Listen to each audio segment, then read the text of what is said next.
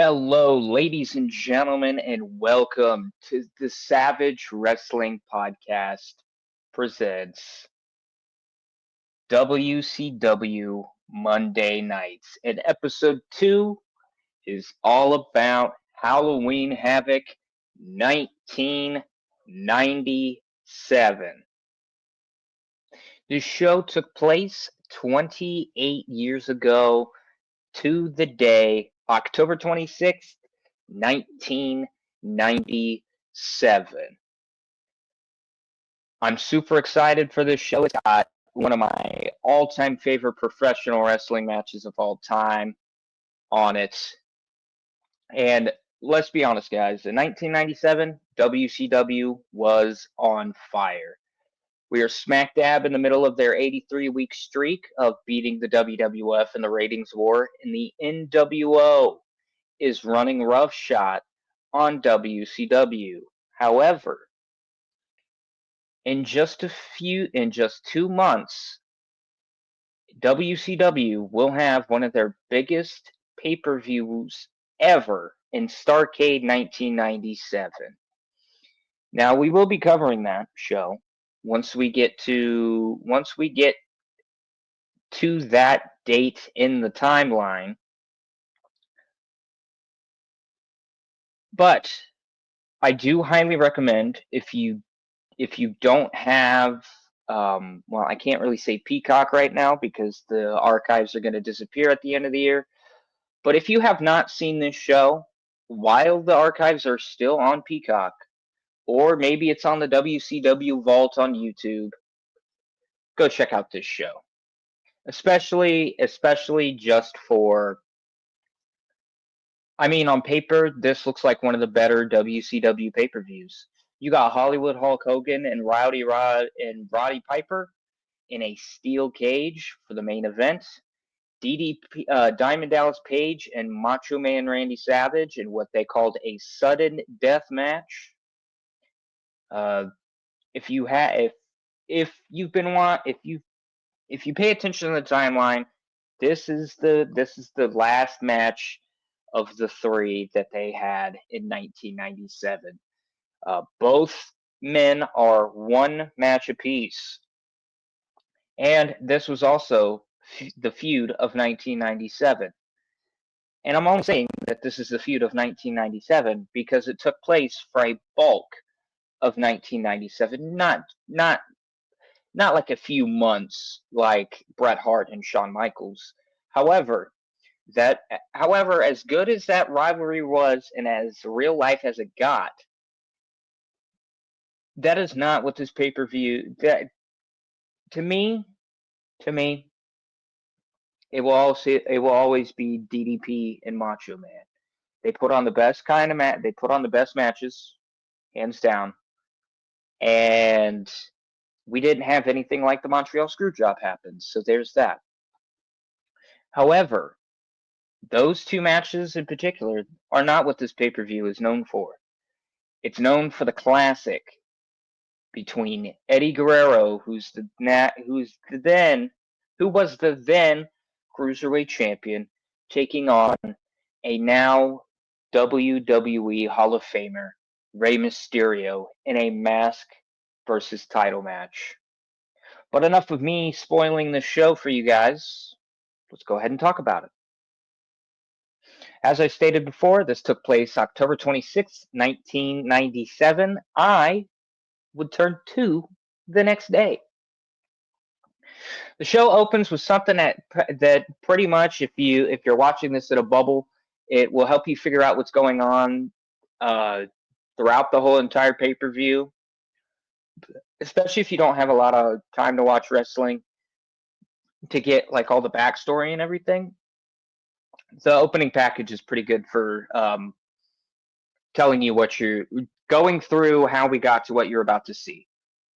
We see some build for the big matches of the night, and this is also sponsored by Slim Jim, something that the most recent Halloween Havoc could have easily gotten sponsored by. We got. Come on, guys. It's classic. It's a Halloween Havoc. It's a WCW thing, but everybody, including me, wanted it back. Why not have it be sponsored by Slim Jim again?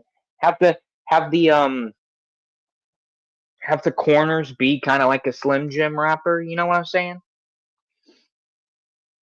So on the show, we got Dusty Rhodes, Tony Schiavone, and Bobby Heenan, as well as Mike today, who will help call some of the lucha matches.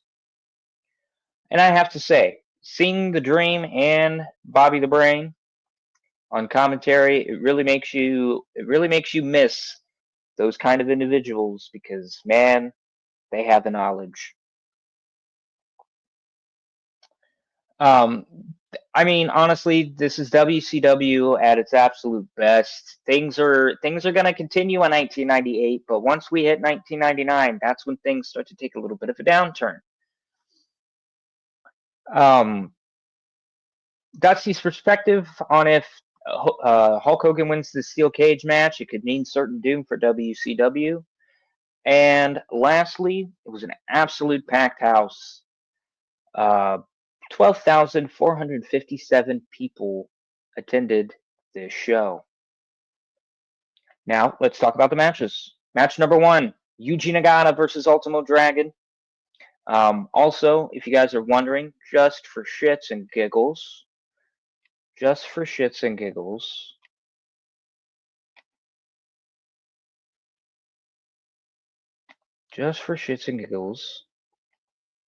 I am currently reading from this script.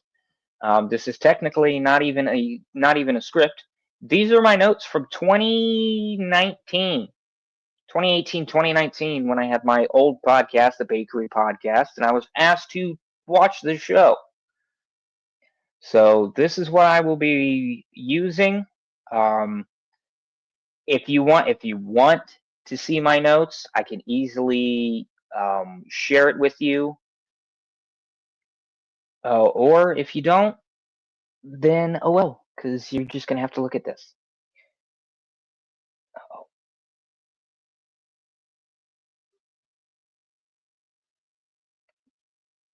All right, moving on. Yuji Nagata versus Ultimo Dragon. Now, if you caught a glimpse, or maybe you didn't, I did put some match ratings, star ratings, my personal star ratings. Okay. So in 2019, I gave this a 3.5 out of 5. I'm going to give this a 3.25 out of 5. It was an excellent starting match. I'll give it that. Again, give credit to where credit is due. WCW never started a pay-per-view in this era with a shitty match. This match was absolutely no exception. It had fast-paced action with some high-risk maneuvers that ended up costing Ultimo Dragon the match, and as he is forced to tap out or face a broken arm by Nagata. Nagata gets the win, and Sonny Ono adds insult to injury with a kick. Now, if I'm going to be honest with you guys, I am ready to see this Sonny Ono and Ultimo Dragon feud kind of come to an end because this is all that Ultimo Dragon has been focused on for the majority of '97 since losing. Since we all know Ultimo Dragon had 9 or 10 titles at this time. It was really kind of cool to see, the J crown and everything else. So next we go backstage with Mark Madden, who will eventually become a WCW ring announcer. He's talking to then TV champion Disco Inferno about his upcoming match with Jacqueline. That's right, this is an intergender match. Disco Inferno has no idea how he's going to work this match because if he hits Jacqueline like he would hit a male wrestler, it doesn't look good for WCW. And we'll get to that match later. Next, match number 2, Gato versus Chris Jericho in a special unadvertised bonus match. I gave this back then 2 3/4 of a star. I'm gonna have to bump that down to a 1.75. That's 1 3/4. And I'll tell you why. because there is a point in this match where Jericho is trying to go for a top rope Frankensteiner. And I don't know if Jericho over-rotated or Gato didn't understand what was going on or what Jericho was trying to do, but they landed pretty bad, and it looked pretty bad.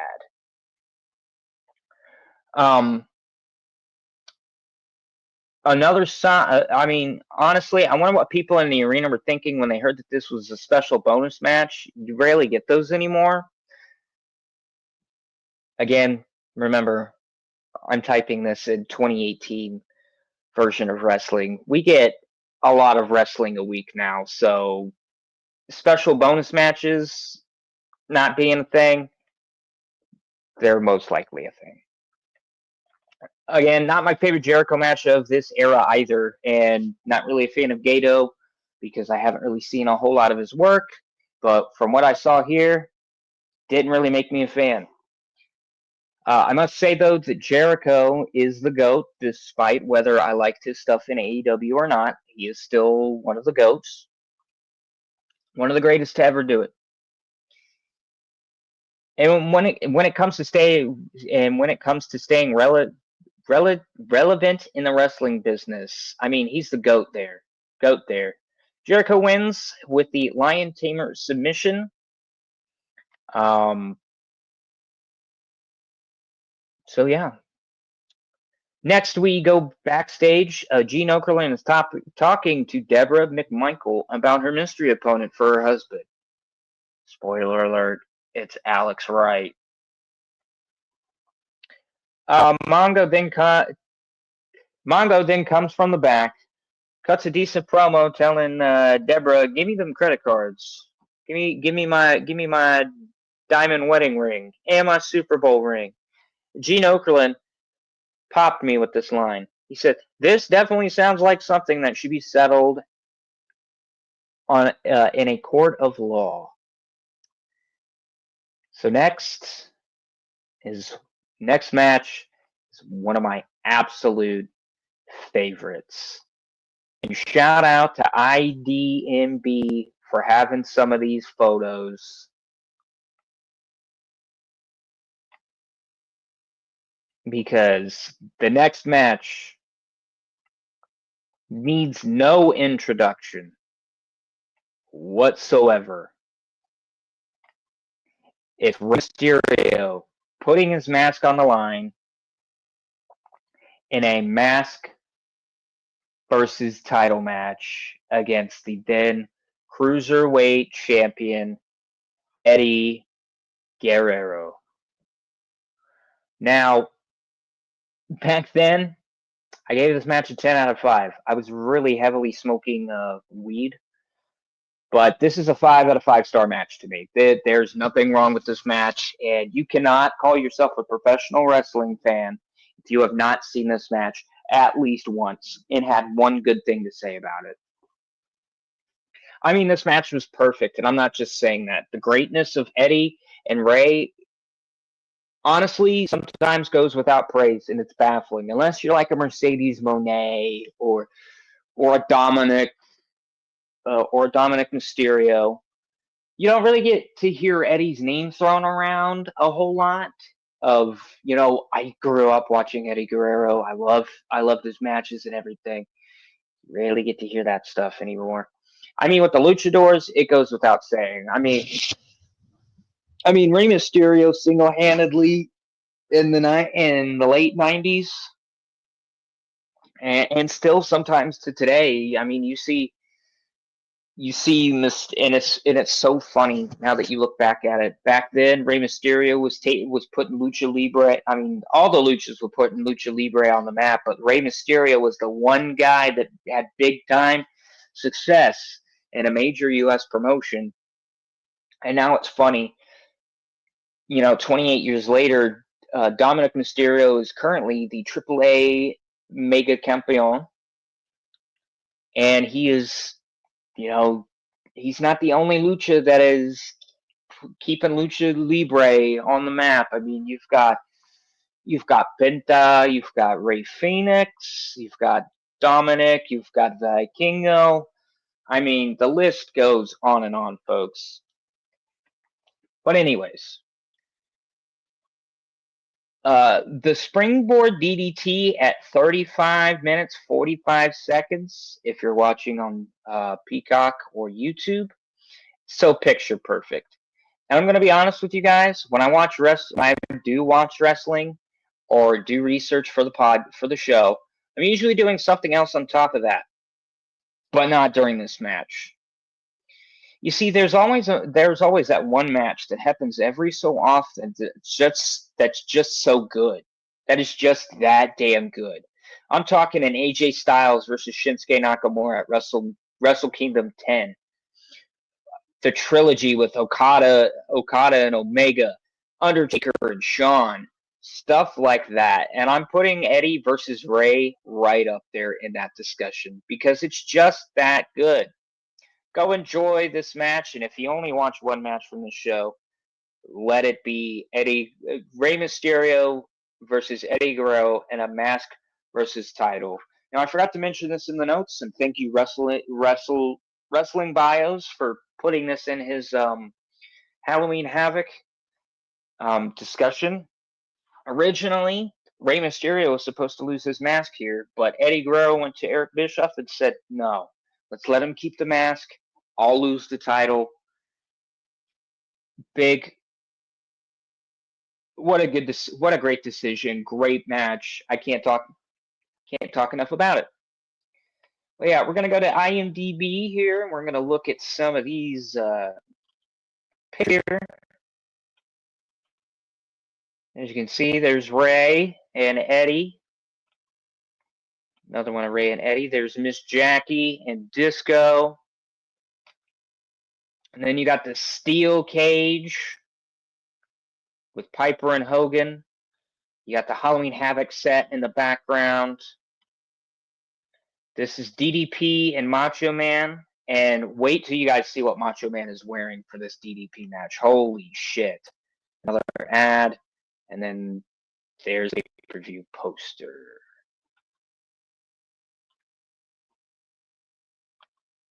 All right, coming up next on the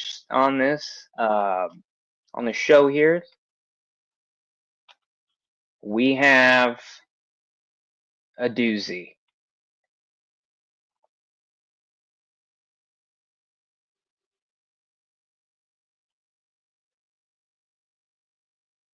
We have a doozy. Steve Mongo McMichael versus a mystery opponent. That's right. This is definitely a let me up match if I ever saw one. Back in 2018, I gave this a 1 out of 5. I'll give this a 1 1/4. Just because I legit went into this pay-per-view thinking the mystery man was Goldberg. However, that's going to be, I think it's Starrcade. But it's Alex Wright. Honestly, not really a big fan of Alex Wright. This was originally supposed to be Jeff Jarrett, but he was back in the WWF a few weeks before this pay-per-view. Again, nothing really good about this match. It was very, very sloppy. I mean, very, very sloppy. And then out of nowhere, Goldberg comes in, hits a really bad spear, puts Alex Wright on top of Mongo, and that's it. Deborah gives Bill Goldberg Mongo's Super Bowl ring. Next, we get a promo with Macho Man and Liz. I mean, Macho Man said a lot here, and I could not understand the basis of this promo, but basically he said that tonight it's danger for not just me, but for you too, Diamond Dallas Page. So yeah, there's that. Next, match number 5. Disco Inferno versus Jacqueline, non-sanctioned match. I gave this a -2, and I'm sticking with it because this was something. This is something. An intergender match in general does never ever tickles my fancy, if I'm being honest with you. Now, if it's a mixed tag, great. That's awesome. Man on woman, not so much.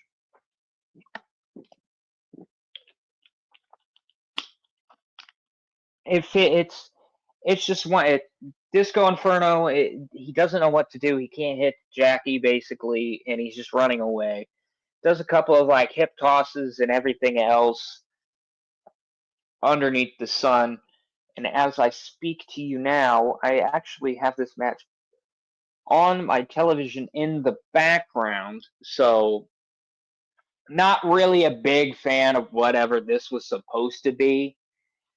Because every time that Disco tries to do something, like Jackie's backing him up into a corner, Disco can't do anything but run away. So this just gets like a fucking dud.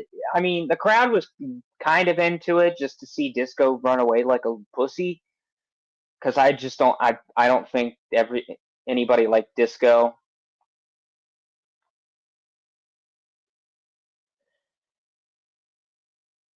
But yeah, not really a big fan of this match, and I'm gonna go ahead and move the fuck on. Match number 6. Ric Flair. I mean, as you know what? I'll go back because I can't remember who the fuck won this fucking match. And I think Disco's about I think Disco's about to walk away. Damn, they went a good minute.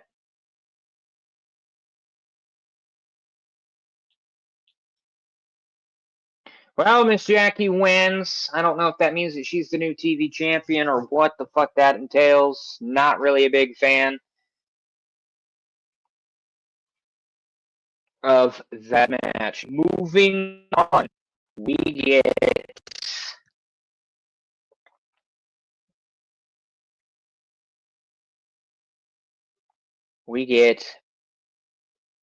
Oh, it was not for the TV title, by the way. Jackie just beat Disco Inferno in 9 minutes 39 seconds.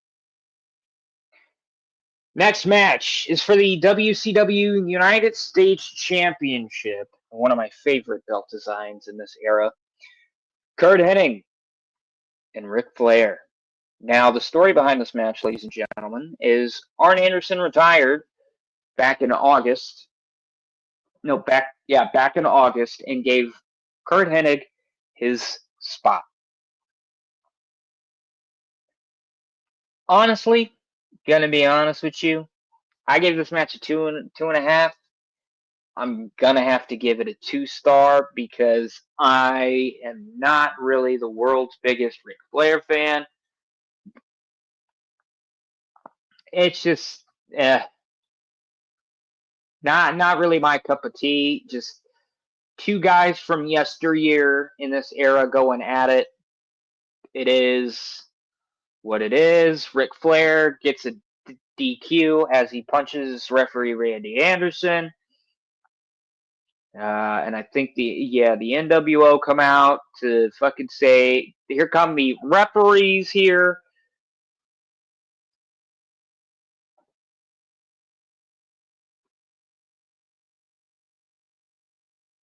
And here comes the fucking NWO squad to get Curt Hennig out of there. Okay. Now we get a backstage with WCW Wrestling.com with a little snippet of audio being broadcast just strictly to the internet fans. And then we get an in-ring promo. We get an in-ring segment, the moment that everyone has been waiting for. We're finally going to get some answers. Will this has been a strong contention through this entire show, and I made it a point that at some point I turn the audio off and just watch this show for what it was, because the announcers got really fucking annoying asking, will this steel cage match take place? Will it not take place? So we get kind of a little a live segment. James J. Dillon, Eric Bischoff, Hollywood Hulk Hogan.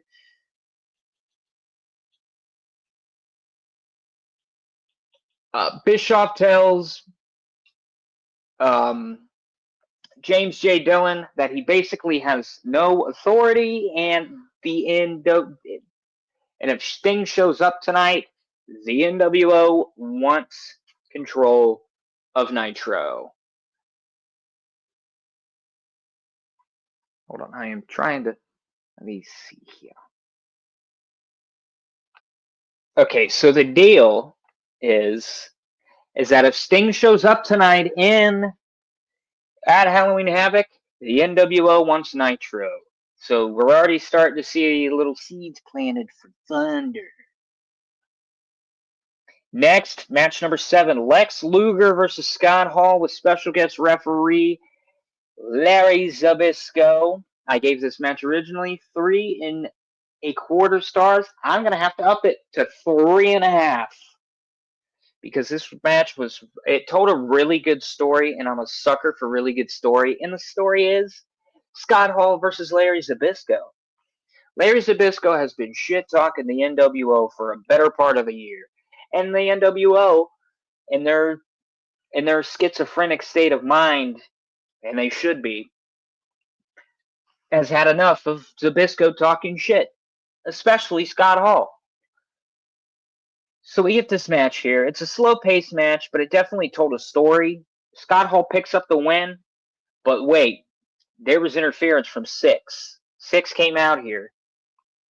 And I think this was his last WCW pay-per-view appearance, as he would be released following an injury, is what everyone has equated it to be. Zbyszko didn't see it. So then Larry sees Six and asks for the replay. The match gets restarted. Luger puts Hall in the torture rack, and Six comes in and attacks Zbyszko.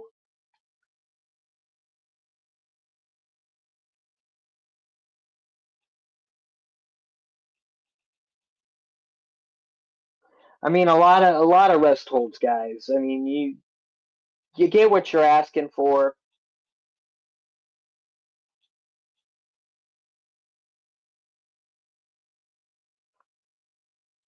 You really get what you're asking for here. Give me 1 second. I got a cough. And unfortunately, guys, this match ends in no contest because Six gets put in a choke. Well, the match gets restarted, right? And Scott Hall is just bullying Larry Zbyszko. Luger puts him in a torture rack. Zbyszko's calling for the bell. They're not ringing the bell. Six attacks Zbyszko. They lay out Eric Bischoff attacks Zbyszko, and Scott Hall gives him the outsider's edge.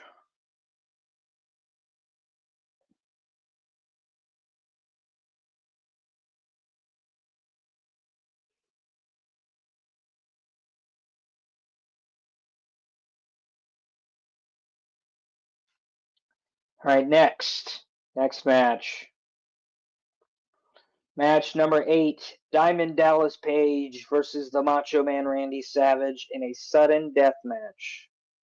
This was the second best match on the show, hands down. It had everything.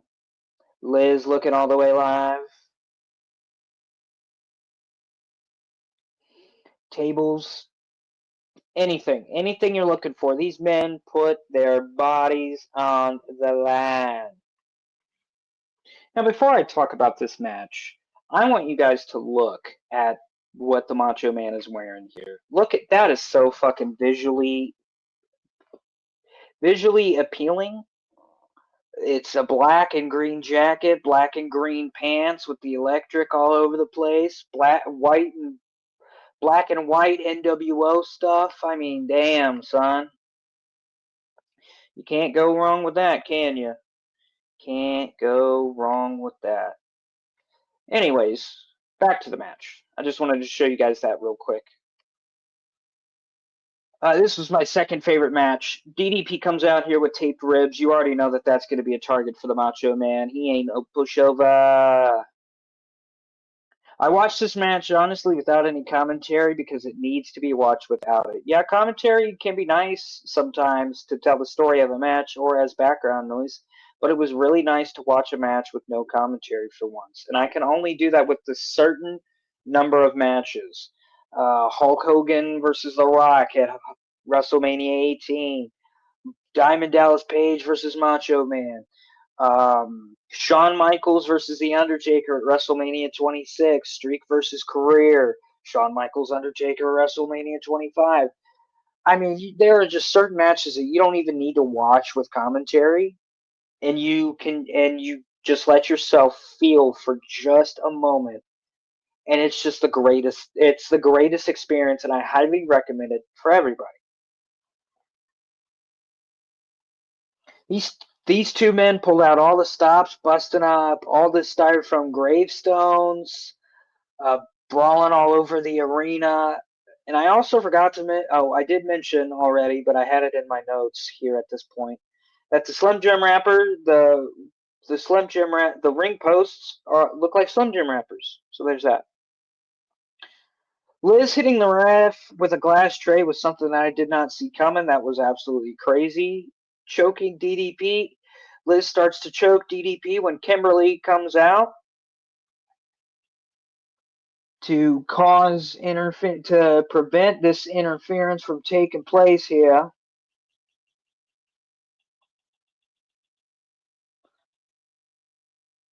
Now I have in my notes what the fuck Sting, so if you guys give me just 1 second, I am trying to watch what the fuck happened here.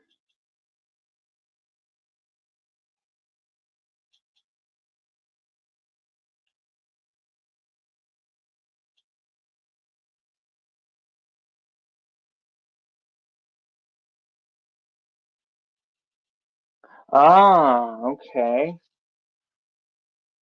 Hold up. Just a minute.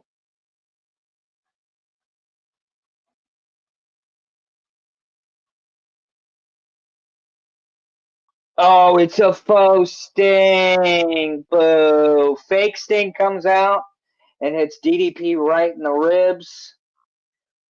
It's a faux Sting. A faux Sting fucks Diamond Dallas Page. Pause. Screws Diamond Dallas Page. Pause. Causes Diamond Dallas Page to lose the match, and Macho Man gets the W via countout. As much action as that match had, this finish absolutely sucked. I hated the countout finish. And now, time for the main event. Roddy Piper versus Hulk Hogan in a steel cage. Oh, for my rating, by the way, guys, Macho Man and Diamond Dallas Page got a 4 out of 5, and I'm keeping that. I'm keeping that. Four stars. They put on a hell of a match, hell of a contest. Here we are, though, folks. Finally, the main event. I've been talking your guys' ear off for about 35 minutes about this show. The main event: Roddy Piper versus Hollywood Hulk Hogan, steel cage. Originally, I gave this match a 2 out of 5, and I'm going to bump it up a quarter of a star just based off of the real life incident that happens on this show when a fan jumps the guardrail to aid Piper, and the NWO just beats his ass.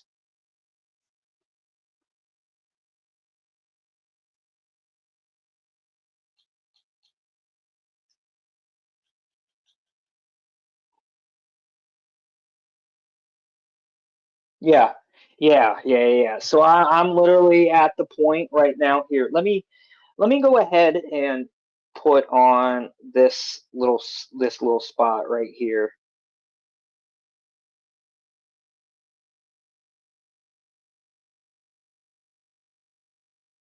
Real quick, if you give me just 1 second to figure it out.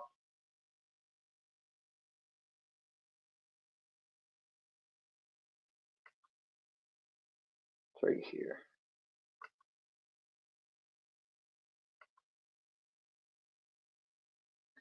All right, so I'm just gonna let this play while I talk, so you guys can see this. So this is a fan. This is a fan that's climbing the cage to try and get to Piper. Anyways, now that I got that portion out, let's talk about this match. Because this match was not great. It was deemed age in a cage, with Hulk Hogan and Roddy Piper being some of the older professional wrestlers in the game at that time. And you're going to put the two oldest men in a cage? Not really going to look good. And again, this was non-title, so it didn't really do anything in the grand scheme of things. It just kind of gave Piper something to do. It gave Hulk Hogan something to do. Meanwhile, we are trying to tell the story of the eventual downfall of the NWO. And by the way, that brawl, that little fan interaction is what is what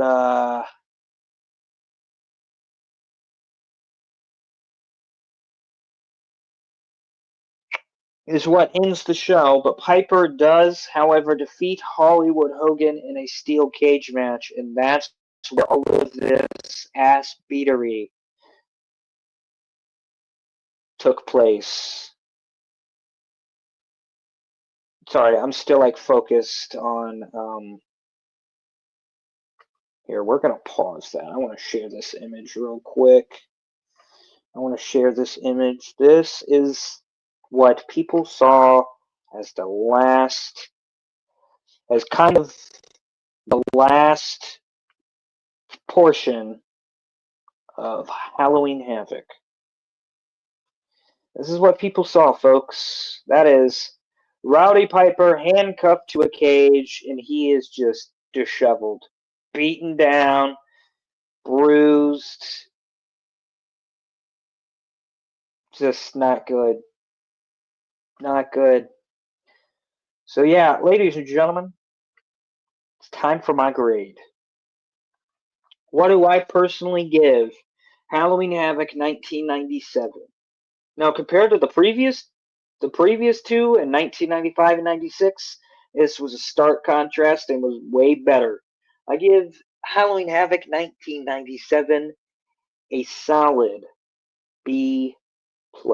There were a couple of matches that I didn't like, but easily those could be skipped, and you could go watch Eddie Guerrero and Rey Mysterio, DDP and Macho Man. Go watch Kurt, and hey, if you're an old school wrestling fan, Kurt and Rick, that's for you. Luger's Scott Hall, that's got a lot of rest spots in it. And then you can go watch the cage match. Do I highly recommend this show? Yes. If you're watching in timeline order like I am, you obviously have to watch this show. I do highly recommend you watch the Nitros before to understand the gravity of the situation. Because if you watch it in a bubble, you're not really going to understand the situation that is the NWO trying to take over WCW. But yeah, ladies and gentlemen, that is going to be episode 2 of WCW Monday Nights. And I forgot to put the logo in there. My apologies. WCW Monday Nights. Episode 3 will be on World War III. It's the next pay-per-view in the timeline. Give me 1 second. Give me 1 second here.